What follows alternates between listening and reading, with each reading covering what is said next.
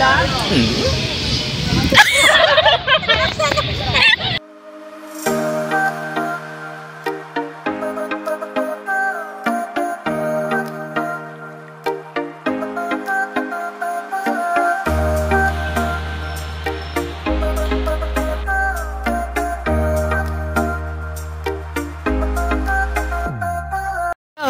So what's up guys? Nandito tayo ngayon sa bayan ng Calamba, Laguna at dito natin matatagpuan ang bahay ni Rizal.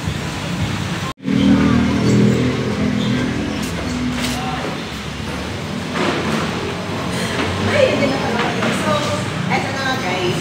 Pagpasok ko mga bahay ni Rizal, makikita niyo na kaagad ang gallery 1 or ang tinatawag na kaliwanan. So, pagpasok niyo ng pintuan ito, ang unang makikita niyo ay ang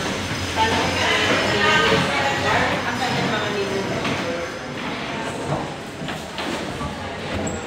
At ang the other side naman, pagpasok niyo ng pintuan ito, dito niyo makikita ang mga detalye tungkol sa nakakapatid at components, which is here, all of these.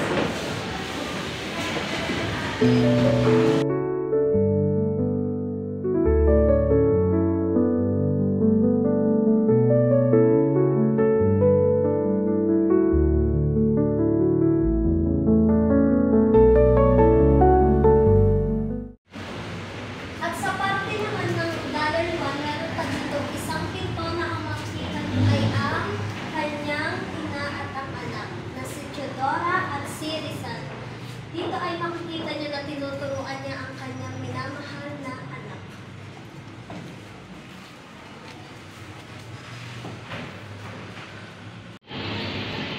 So ngayon, dito tayo sa gallery 2 o ang kapaligiran.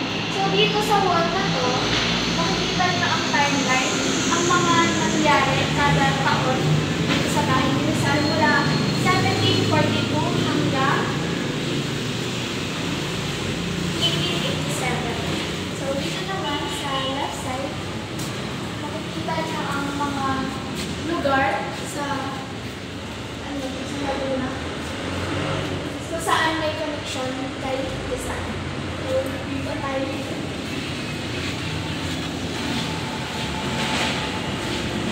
Sa parting ito, nakikita niyo ang larawan ng mga ina ni Rizal. At ito naman, ang damit ng mga kababaihan noong unang panahon.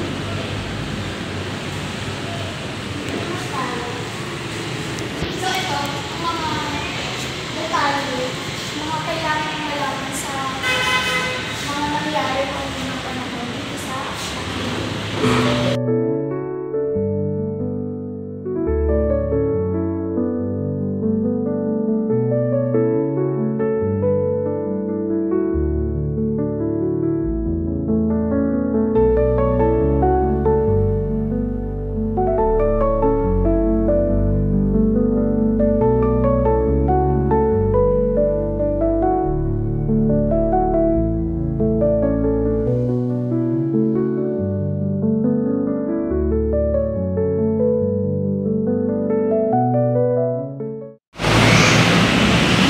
At sa parting bahay na ito ni Jose Rizal, dito natin makikita ang girls' bedroom na kung saan mayroon lamang isang higaan at ang gumagamit lamang nito ay ang pinakamatandang kapatid na babae ni Jose Rizal.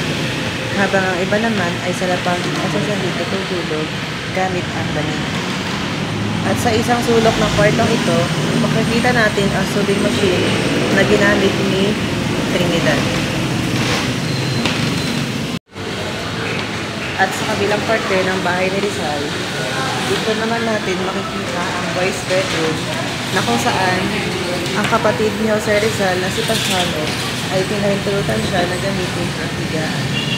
At sa kanilang magkakapatid, si Jose Rizal lamang ang mayroong yaya dahil sa kanyang kondisyon noong siya ay bata pa. Ang pangalan ng kanyang yaya ay si Angelina Alpitran.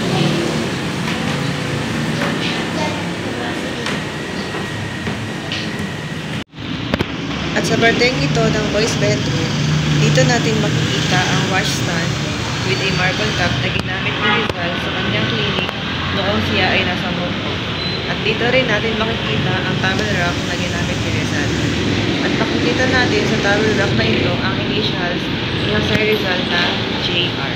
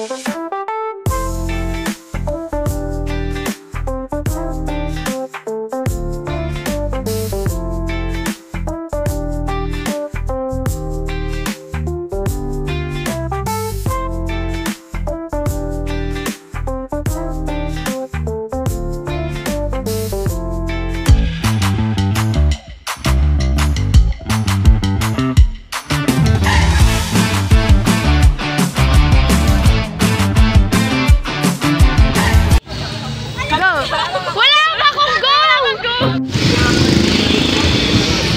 Kamusta mga kalat?